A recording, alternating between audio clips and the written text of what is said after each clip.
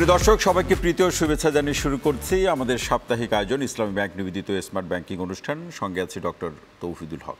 দর্শক, ব্যাংকিং প্রক্রিয়ায় ডিজিটালাইজেশনের যে প্রচেষ্টা এবং বৈশ্বিকভাবেই আমরা ব্যাংকগুলোর সাথে মানুষের এই যে সম্পৃক্ততার যে প্রয়োজন এবং কাজের ধরনে যে পরিবর্তন এসেছে, সেটি কিন্তু এই প্রযুক্তির সাথে সম্পৃক্তকরণের মধ্য দিয়েই কিন্তু এই ডিজিটালাইজেশনের প্রক্রিয়াটির যাত্রা।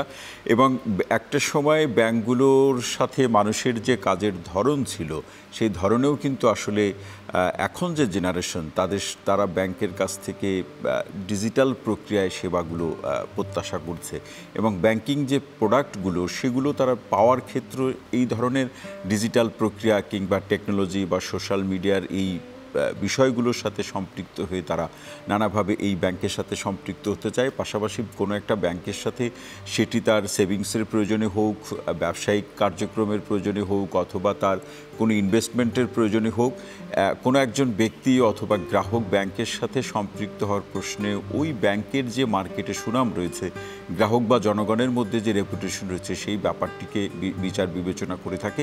এবং এই ব্যাপারগুলো খুব সহজে উপলব্ধি করার কিন্তু অন্য একটি গুরুত্বপূর্ণ মাধ্যম হলো তার ডিজিটালাইজেশন প্রক্রিয়া। পাশাপাশি একটি ব্যাংকের মানব সম্পদ যে ডিপার্টমেন্ট আছে বা মানব সম্পদগুলো কিভাবে আরও দক্ষ করা যায়, আরও কিভাবে ব্যাংকের যে নীতি পরিচালনা বা একেবারে প্রান্তিক পর্যায়ের মানুষের কাছে ব্যাংকিং সেবা পৌঁছে দেওয়ার ক্ষেত্রে এই মানব সম্পদ কীভাবে ভূমিকা রাখতে পারে, এই প্রসঙ্গগুলো নিয়েই আজকের আয়োজন। তারই প্রেক্ষাপটে আলোচনার শিরোনাম হচ্ছে ব্যাংকিং সেক্টরের ডিজিটালাইজেশনের ভূমিকা। এ বিষয়ে আলোচনা করার জন্য একজন সম্মানিত ব্যাংকার, যার দীর্ঘ সময় ধরে এই বিষয়ে কাজ করার অভিজ্ঞতা রয়েছে, তাকে আজকে আমরা আমন্ত্রণ জানিয়েছি। আসুন আলোচনা শুরু করার আগে তার সাথে পরিচয় করে দিই। আমাদের সঙ্গে আছেন ইস্টার্ন ব্যাংকের হিউম্যান রিসোর্স ডিপার্টমেন্টের সম্মানিত বিভাগীয় প্রধান মঞ্জুরুল আলম। আপনাকে অনুষ্ঠানে স্বাগত জানাচ্ছি। ধন্যবাদ আপনাকে। জি, শুরুতে আমরা এই বিষয়টি নিয়ে আলোচনা করতে চাই। আমরা দুইটা বিষয়ই ফোকাস করব, ডিজিটালাইজেশনের প্রক্রিয়াটা আমরা ফোকাস করব, পাশাপাশি মানব সম্পদের বিষয়টি আমরা আপনার কাছ থেকে বোঝার চেষ্টা করব।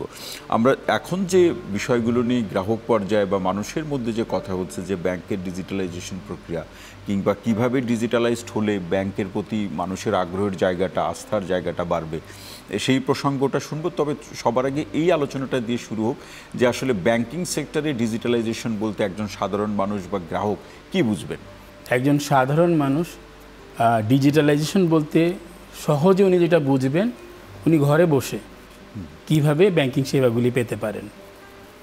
আগের দিনে যেটা আমরা ব্যাংকিং বলতে বুঝতাম যে আপনাকে একটা ব্যাংকে যেতে হবে, এটা একটা বিল্ডিং, সেখানে কিছু মানুষ আমাকে সেবা দিবে।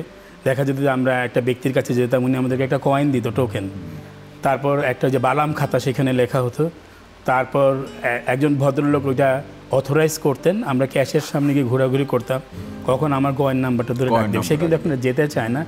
সেই জন্য মূলত মানুষ চায় ঘরে বসে তার ব্যাংকিং কার্যক্রম সম্পাদন করতে। সেটাই তার কাছে ডিজিটালাইজেশন। এখন এই ডিজিটালাইজেশন প্রক্রিয়াটাকে মাথায় রেখে ব্যাংকিং যে প্রোডাক্টগুলো, ব্যাংকে প্রতিটি ব্যাংকের তো বিভিন্ন সেক্টরের বিষয়গুলোকে প্রাধান্য দিয়ে, সেটা আপনার ইস্টার্ন ব্যাংকের কথা বলুন অথবা অন্যান্য ব্যাংকের কথা বলুন, আপনারা বিভিন্ন ধরনের প্রোডাক্টগুলো তৈরি করেন, সেগুলো প্রচারণা করেন, গ্রাহককে আকৃষ্ট করার চেষ্টা করেন। সেই প্রক্রিয়ায় ডিজিটালাইজেশনের বা ডিজিটালাইজেশন এই অর্থে বলছি, টেকনোলজি কতটা ব্যবহার হচ্ছে এবং মানুষের পক্ষ থেকে, গ্রাহকের পর্যায় থেকে রেসপন্স কতটা পাচ্ছেন? প্রথমত রেসপন্স অসাধারণ।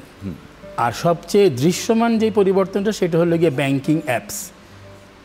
ভালো যে স্বনামধন্য ব্যাংকিং প্রতিষ্ঠানগুলি আছে, তাদের প্রত্যেকেরই কিন্তু নিজস্ব একটা ব্যাংকিং অ্যাপস আছে, যার মাধ্যমে একজন গ্রাহক তার যে অ্যাকাউন্টের স্থিতি, ব্যালেন্স কত সে জানতে পারছেন, তার ট্রানজ্যাকশনগুলি জানতে পারছেন, অ্যাকাউন্ট স্টেটমেন্ট উনি ডাউনলোড করতে পারছেন।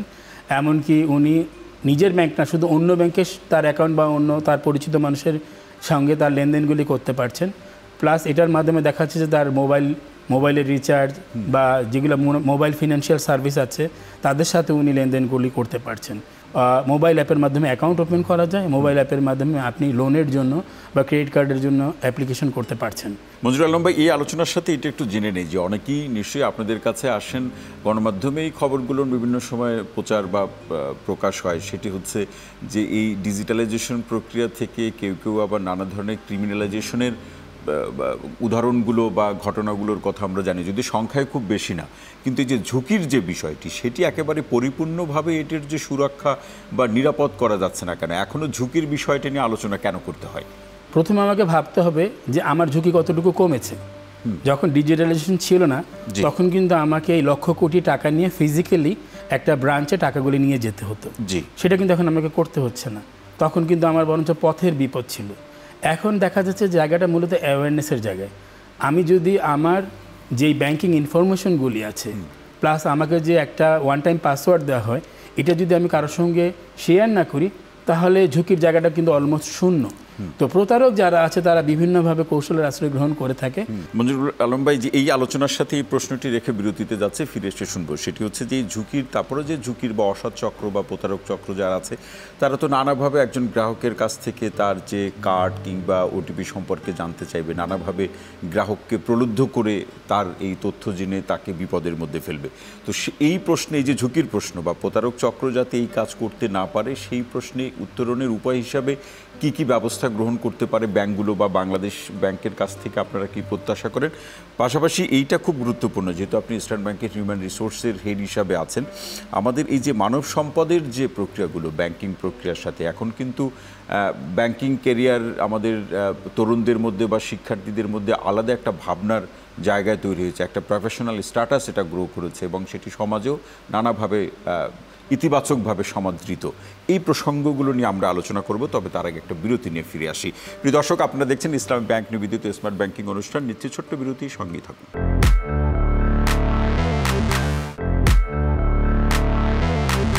প্রিয় দর্শক, বিরতির পর আরও একবার স্বাগত জানাচ্ছি ইসলামী ব্যাংক নিবেদিত স্মার্ট ব্যাংকিং অনুষ্ঠানের সঙ্গে আছে ডক্টর তৌহিদুল হক। আজকে যে বিষয়টি নিয়ে সম্মানিত আলোচক মঞ্জুরুল আলম ভাইয়ের সাথে আলোচনা, যে ব্যাংকিং সেক্টরে মানব সম্পদ এবং ডিজিটালাইজেশন এই যে প্রক্রিয়া সেটি কতটা ভূমিকা রাখতে পারে, যে আলোচনাটি আমরা শুনছিলাম মঞ্জুরুল আলম ভাই আপনি চমৎকার করে বলছিলেন, এবং তার প্রেক্ষাপটে প্রশ্নটা ছিল যে এই যে ঝুঁকিগুলো আছে, সেই ঝুঁকিগুলো উত্তরণের প্রশ্নে আপনারা কি ভাবছেন ব্যাংকগুলো, এবং বাংলাদেশ ব্যাংক কীভাবে সেক্ষেত্রে আপনাদের এই ভাবনাকে বাস্তবায়নে সহযোগিতা করতে পারে?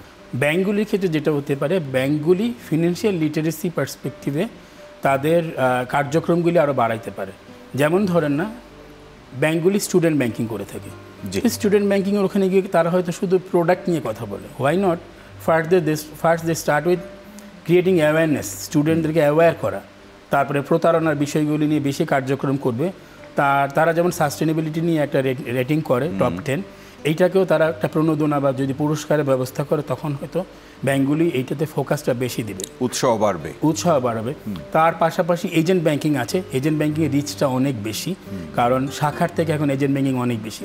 তো এজেন্ট ব্যাংকিংয়ে যেই ব্যাংকারগুলি কাজ করেন তাদেরকে যদি এইসব বিষয়ে আরও সচেতন করা হয়, তখন তারা দেখা যাবে সাধারণ গ্রাহকদের মধ্যে এই অ্যাওয়ারনেস ছাড়া আসলে এটার কোনো বিকল্প নাই। এই প্রতারকদের শাস্তির বিষয়ে আইনগত কোনো ভিত্তি প্রয়োজন আছে কিনা, বা আইনগত ব্যবস্থা যেটি বাংলাদেশ ব্যাংক থেকে এই নির্দেশনা জারি করতে পারে, এরকম ব্যবস্থা আছে নাকি সচেতনতা সৃষ্টি করলেই এখান থেকে গ্রাহককে মুক্ত করা যাবে? এই বিষয়ে আইন অবশ্যই আছে। আমরা যতটা সচেতন করছি যে আপনি আপনার ওটিপি শেয়ার করবেন না, তার থেকে ওই প্রচারণাটা নাই। আপনি প্রতারণা করে ধরা পড়লে আপনার কি শাস্তি? তো শাস্তি হয়তো বাড়ানো যেতে পারে, কিন্তু তার থেকেও বড় প্রয়োজন হলে যে প্রতারক তাদের যে শাস্তি হচ্ছে সেটা যদি একটা স্টোরি আকারে যদি মিডিয়ায় আসে, তাহলে হয়তো প্রতারকরা ভাববে যে অ্যাটলিস্ট এই পথটা খুব বেশি সুবিধার না। মানে বা তিনি যত কৌশলই অবলম্বন করুক না কেন, একজন প্রতারক তাকে ধরা পড়তেই হবে, এবং তার জন্যই শাস্তি অপেক্ষা করছে। নিশ্চয়ই যারা আমাদের আলোচনা শুনছেন, আপনার কথা যারা শুনছেন, তারা গ্রাহক বা সাধারণ মানুষ বা সকল জনগণের প্রেক্ষাপটই বলছি, তারা সচেতন হবেন, দায়িত্বশীল আচরণ করবেন, নিজের অর্থের ব্যাপারে কোনো ঝুঁকি নেবেন না। এর সাথে যে প্রশ্নটি ছিল যে মানব সম্পদের যে প্রশ্ন, ব্যাংক এখন একটা বড় সেক্টর, আমাদের দেশে প্রায় 60-এর ঊর্ধ্ব 61টি ব্যাংক আছে।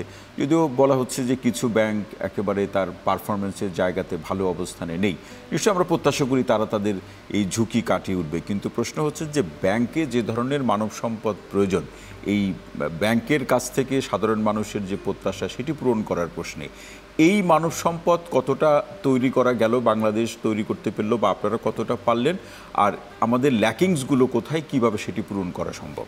সেটা আপনি যদি বিভিন্ন ব্যাংকের লিডারশিপ পর্যায়ে দেখেন সেখানেও পাবেন। আর ব্যাংকগুলি যেটা করছে, প্রত্যেকটা ব্যাংকেরই কিন্তু দেখা যাচ্ছে যে লিডারশিপ প্রোগ্রাম আছে। তো এখানে যেটা হবে কি আসলে প্রশিক্ষণের কোনো বিকল্প নেই।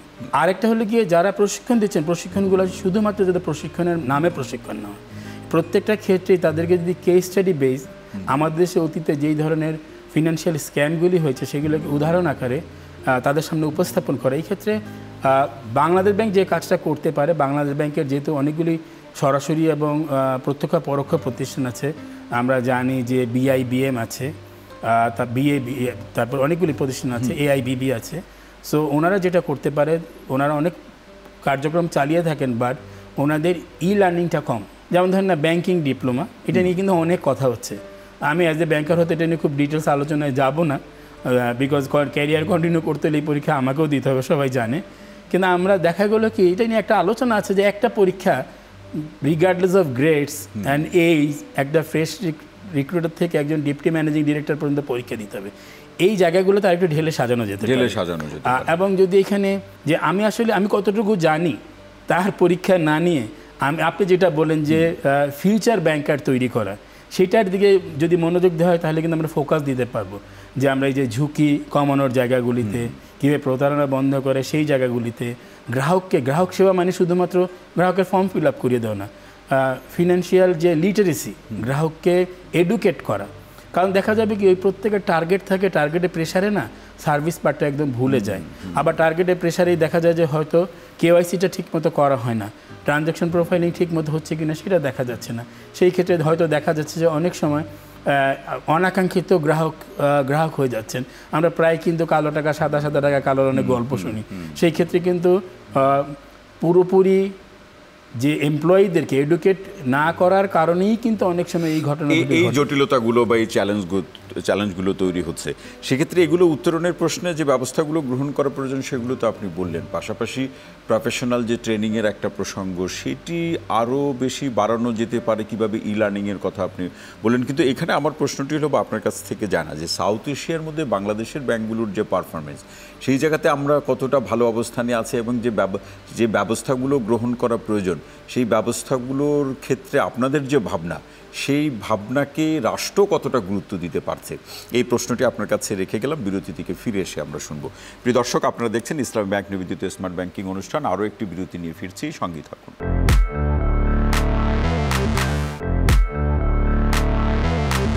প্রিয় দর্শক, বিরতির পর আরও একবার স্বাগত ইসলামী ব্যাংক নিবেদিত স্মার্ট ব্যাংকিং অনুষ্ঠানের। সঙ্গে আছে ডক্টর তৌহিদুল হক। যে বিষয়টি আজকে আলোচনা, যে ব্যাংকিং সেক্টরে ডিজিটালাইজেশনের ভূমিকা, সম্মানিত আলোচক হিসেবে আছেন মঞ্জুরুল আলম। মঞ্জুরুল আলম ভাই, যে প্রশ্নটি যে আসলে এই সাউথ এশিয়ার মধ্যে বাংলাদেশকে যদি ব্যাংকিং সেক্টরে আমরা একটা লিডিং পজিশনে দেখতে চাই, আপনারা যদি নিতে চান, কি করতে হবে, রাষ্ট্র কি করতে পারে? এখন হয়েছে কি, যদি আমি সাউথ এশিয়া প্রেক্ষাপটে যাই দেখেন, তাহলে আমাদের আসলে বড় কারা আছে দেখেন, ভারত, পাকিস্তান। এখন ভারত এবং পাকিস্তান কিন্তু রাষ্ট্র হিসেবে তাদের যে ইতিহাসটা, আমাদের ব্যাংকিংয়ের ইতিহাসটার মধ্যে কিন্তু তাদের জন্ম কিন্তু আমাদের আগে। সো সেটা একটা বিষয়। তাছাড়া দেখা যাচ্ছে যে বিদেশি বিনিয়োগ, সেই ক্ষেত্রেও ভারত আমাদের থেকে অনেক এগিয়ে থাকে। ভারতে তো পপুলেশন অনেক, সো কম্প্যারিজনটা দেখা যাচ্ছে যে খুব ডিফিকাল্ট হয়ে যাবে। এখন আমরা কি নিজেদেরকে ভুটানের সাথে কম্পেয়ার করবো না ভারতের সাথে কম্পেয়ার করবো? সো আমি যেটা বলবো যে এই উদাহরণটা নিবা আসলে আমি আমাদের ব্যাংকের ব্যবস্থাপনা পরিচালকের কাছ থেকে, ওনাকে একবার প্রশ্ন করা হয়েছিল অনেক বছর আগে যে আমাদের মাত্র 25টা শাখা, তো আমাদের সহকর্মীরা বলছিলেন যে বিভিন্ন ব্যাংকের 100 বা 150 শাখা, তো আমাদের কেন এত কম? এটা আমি অনেক বছর 2007 সালের কথা বলছি। তখন উত্তর দিয়েছিলেন যে তারা হলো বড় ব্যাংক, আমি না বড় হওয়ার চেয়ে ভালো হতে চাই বেশি। আমি যদি ভালো ব্যাংক হই, আমি আস্তে আস্তে বড় ব্যাংক হয়ে যাব। আজকে ইস্টার্ন ব্যাংক কোথায় দাঁড়িয়ে আছে সেটা আপনি এই বিষয়ের একজন রিসার্চার হিসেবে আপনি ভালো উপলব্ধি করতে পারেন। সো আমি সেটাই বলবো, আমি যদি নিজেকে একটা রিজিওনাল ব্যাংক হিসেবে আমাদের কিছু ব্যাংকে প্রতিষ্ঠা করতে চাই, আমরা যদি দক্ষিণ এশিয়ায় আমাদের ব্যাংকিং কার্যক্রমকে নিয়ে যেতে চাই, তাহলে আমাদের ব্যাংকগুলোকে ভালো করতে হবে। যে একটা ভালো ব্যাংক কেন ভালো ব্যাংক থাকে না, সে কেন পিছিয়ে যায় কেন? ওই জায়গাগুলিতে is it A leadership crisis? এইটা কি কোনো এখানে স্ট্র্যাটেজিক কোনো সমস্যা?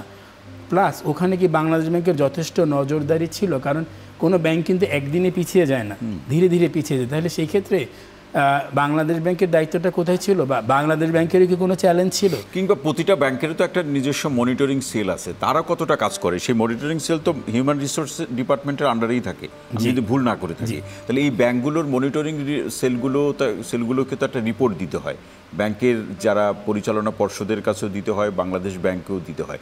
এই জায়গাতে কি কোনো গ্যাপ তৈরি হয় কোনো ব্যাংকের ক্ষেত্রে? ব্যাপারটা হলো কি, দেখেন যে মনিটরিং সেল আছে, বাট সে কিন্তু কারো কাছে রিপোর্ট করে বা সে কারো কাছে অ্যাকাউন্টেবল। তার অ্যাকাউন্টেবিলিটির জায়গাটার সদিচ্ছা কতটুকু, যে সে কীভাবে মনিটরিং করবে। এখন দেখা গেল যে আপনি শাখা ব্যবস্থাকে নির্দেশ দিলেন কোনো একটা গ্রাহককে ঋণ দিয়ে দেওয়ার জন্য, তো মনিটরিং সেল যখন সেখানে গেল, সেই শাখা ব্যবস্থাকে আপনাকে বললেন যে আমি এই জায়গা থেকে আদিষ্ট হয়ে এই কাজটা করেছি, তো দেখা যায় মনিটরিং সেলের হাত পাটা ওখানেই বেঁধে যায়। এখানে আমি একটা জিনিস উল্লেখ করতে চাই, তো মনিটরিং সেল বলতে সাধারণত আমরা বুঝি তো অডিট, কমপ্লায়েন্সেই। তো উন্নত বিশ্ব যদি বলেন বা আমাদের এখানেও কাগজপত্রে যেটা আছে, যে অডিট কমপ্লায়েন্স কিন্তু সরাসরি পরিচালনা পর্ষদকে রিপোর্ট করার কথা। বাস্তবে এটা কতটুকু ইফেক্টিভলি হচ্ছে, তারা যদি ইন্ডিপেন্ডেন্টলি কাজ করতে পারে, তাহলে আপনি যেটা উল্লেখ করেন মনিটরিং, এটা হয়তো আরও অনেক বেশি জোরদার হবে, আরও অনেক বেশি জোরদার হবে। একেবারে শেষ প্রশ্ন, হয়তো মানে সময়ের সাথে মিল রেখে, যে মানব সম্পদ রিক্রুট করার ক্ষেত্রে যে রিক্রুটমেন্টের যে পলিসি কিংবা যে কোয়ালিটি বা ক্যারেক্টারিস্টিক্সগুলো আপনারা বিজ্ঞাপনে উল্লেখ করে থাকেন, এখন ব্যাংকিং যে ট্রেন্ড, গ্লোবাল ট্রেন্ড বা সাউথ এশিয়ার যে ট্রেন্ড, আপনি যথার্থই বলেছেন যে ভারত, পাকিস্তান, শ্রীলঙ্কার যে উদাহরণগুলো, সেই ক্ষেত্রে এই কোয়ালিটিস বা ক্যারেক্টারিস্টিক্সে কি কোনো পরিবর্তন আনার প্রয়োজনীয়তা অনুভব করেন কিনা? প্রতি বছর আমরা প্রচুর শর্টেজ অফ স্কিল, এটা কিন্তু আমরা দেখছি। তাহলে আমি যদি ক্রাইটেরিয়া আরও স্ট্রং করে দিই, তাহলে কিন্তু আমার ওই শর্টেজ অফ স্কিলটা আরও বেশি দেখা যাবে। এর পাশাপাশি আমার কাছে যেটা বেশি ইম্পর্টেন্ট, সেটা হলো অ্যাটিটিউড। সো এখন কিন্তু দেখা যায় কি যে attitude two learning, attitude two working, এটা কিন্তু ধীরে ধীরে একটা চ্যালেঞ্জের মুখে পড়ে যাচ্ছে। সো লার্নিংটা খুব লিমিটেড হয়ে যাচ্ছে।